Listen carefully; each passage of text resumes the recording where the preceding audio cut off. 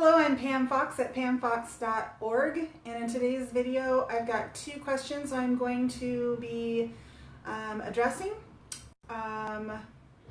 One is about COPD, the other is about healing the esophagus. So my first question comes from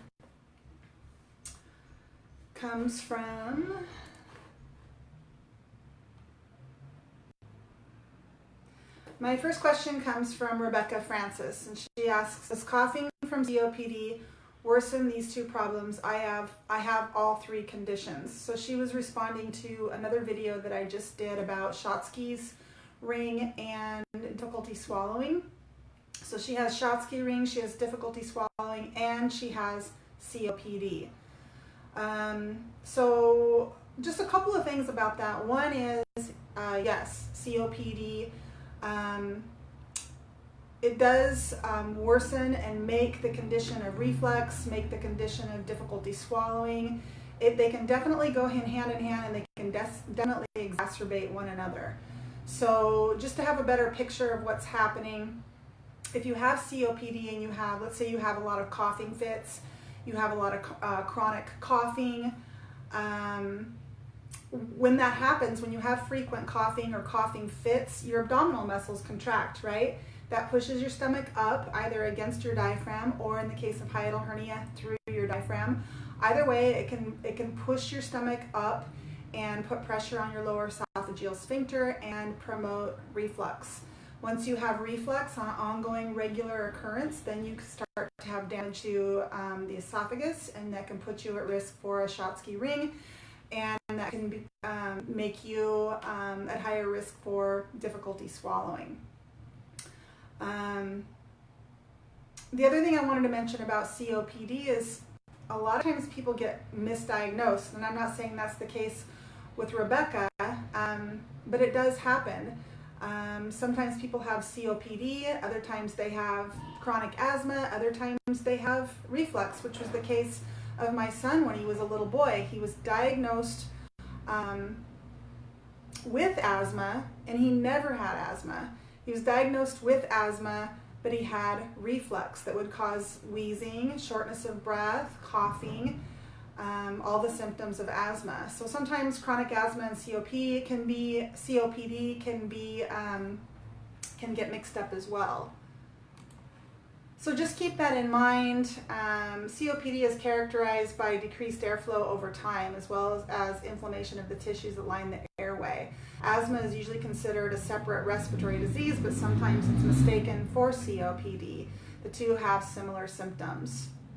Either way, COPD can encompass or umbrella a lot of different respiratory issues. I have had chronic asthma my entire life, and personally I am now symptom-free, and that is because I went on a plant-based diet about 5 years ago. Now, when I went on the plant-based diet, I wasn't necessarily expecting even an improvement in my asthma. It never occurred to me that those two could be connected.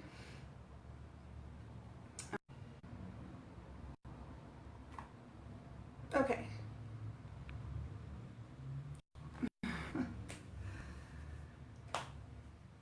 Okay, where was I?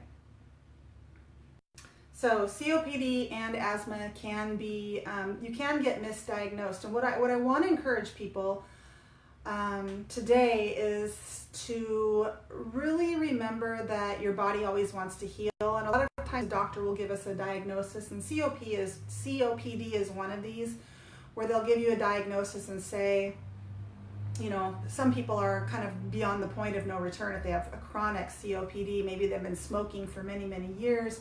Maybe they've been exposed to many years of some type of toxic substance, such as working, with asbestos. And so you'll be told that, the damage is beyond repair. And so my encouragement is to, while that may be true sometimes, my encouragement to you is to understand that your body is always trying to heal. And if you just believe what a doctor says, that you're beyond, any ability to repair, then you're not going to go out and seek different forms of alternative treatment and do the things that will support healing. and maybe make some progress in healing. Okay, so I believed that I was going to have chronic asthma and to puff on inhalers the rest of my life. Turns out I didn't, and I don't take any medications. But doctors don't know that you can heal asthma on a plant-based diet. I didn't know that either, and so we can't give up on our body's ability to heal. We must continue to seek out new information and try new things. So let's see, there was one other thing I wanted to mention. Oh, so the other thing I wanted to mention about COPD is a lot of people do take steroid inhalers, for example, and this is just part of this vicious cycle when it comes to reflux. The steroid inhalers are actually known to cause your lower esophageal sphincter to become weaker.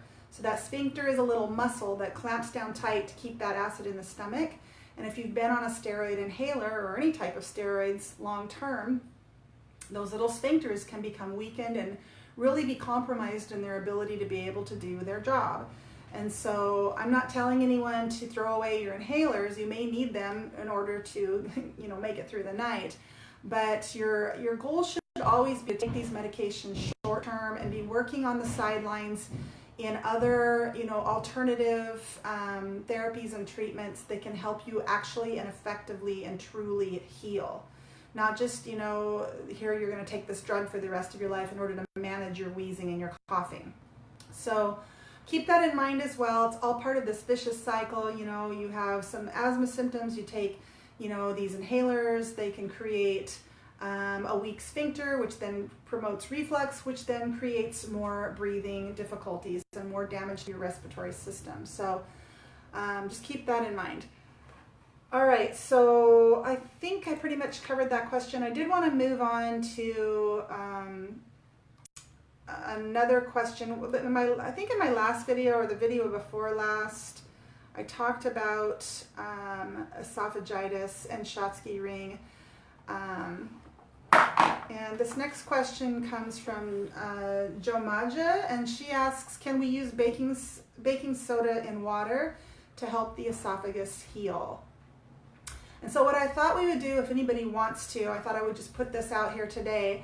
If anybody wants to, we can do maybe a week-long challenge or even a month-long challenge that promotes healing of the esophagus, healing of a Schatzki ring, healing difficulty swallowing, if you have a diagnosis of esophagitis, if you have a diagnosis of LPR or silent reflux.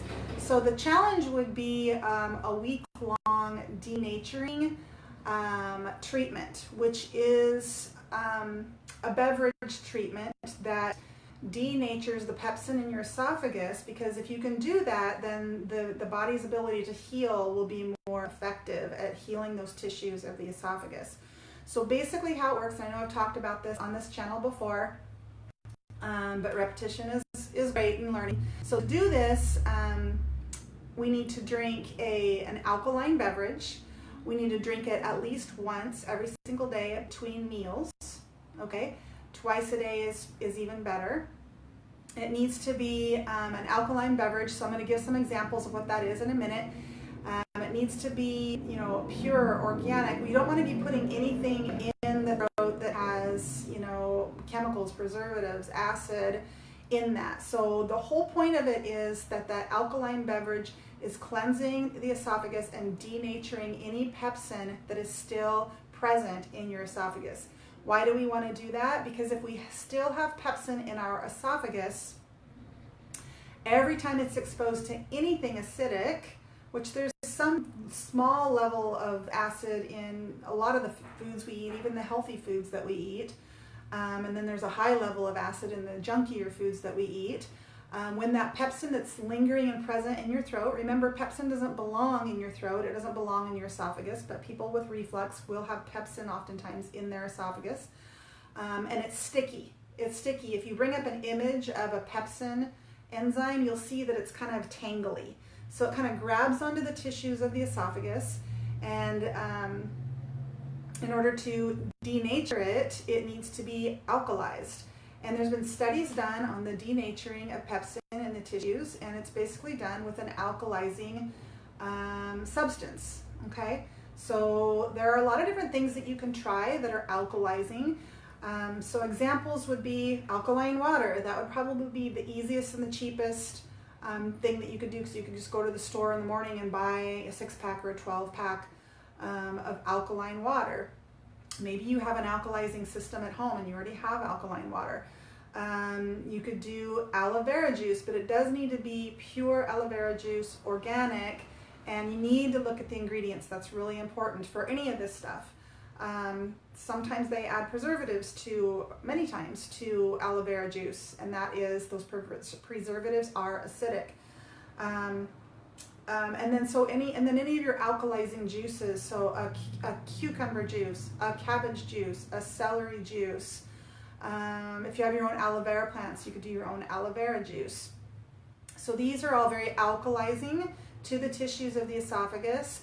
Things like kale or microgreens. You could do a combination of any of these, or you could do one or the other. They do need to be organic. This is really important. Again, you don't want those any like tiny little bit of pesticide is going to be acidic, and that's going to activate the pepsin. We want to denature the pepsin.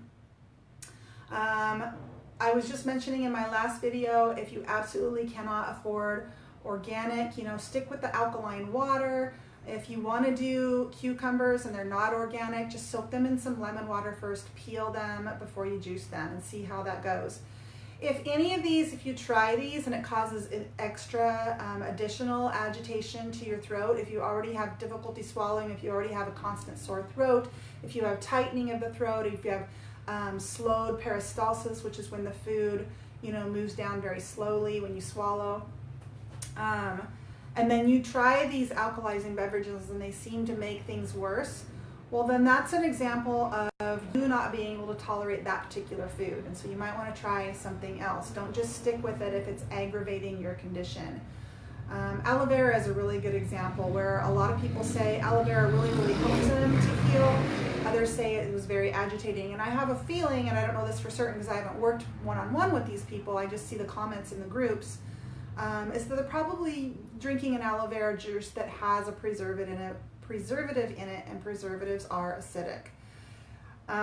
So that's basically how it works. If you guys want to try that on your own, or if you'd like me to lead a challenge, I can certainly do that. I'm going to be going out of town for the next couple of days, so if I do lead one, I'll start it, maybe later this week or early next week. But we could do it together. You can even make your own alkaline water with a pinch of baking soda in some filtered water. You just want to be sure that your baking soda is good quality and it's not coming from like that open box of Arm & Hammer that's in your refrigerator absorbing all the toxins. So you want to make sure it's good, clean baking soda. And just, a pinch into 8 ounces of water.